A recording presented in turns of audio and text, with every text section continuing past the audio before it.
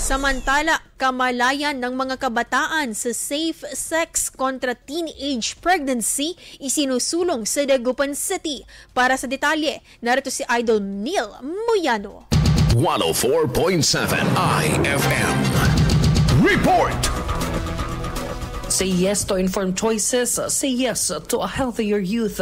Yan ang panawagan ng Department of Health o DOH Ilocos Region kasamang Region 1 Medical Center sa kampanyang Take the Safe Sex Pledge sa Bunuan Bukiga National High School sa Dagupan City. Layunan ng aktibidad na itaas ang kamalayan ng kabataan tungkol sa ligtas na pagkikipagtalik at pag-iwas sa maagang pagbubuntis. Daang-daang estudyante ang nakiisa sa panunumpang igalang ang kanilang katawan, gumawa ng responsableng desisyon at protektahan ang kanilang kinabukasan.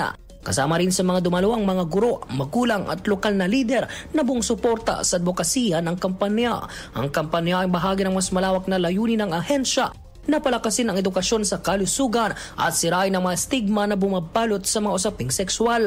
Sa pamamagitan ng makabagong paraan ng pagtalakay tulad ng musika, sining at interaktibong aktibidad, mas madaling naaabot ang kabataan.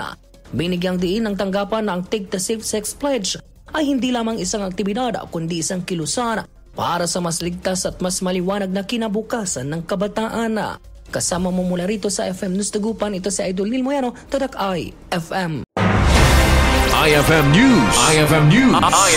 IFM News.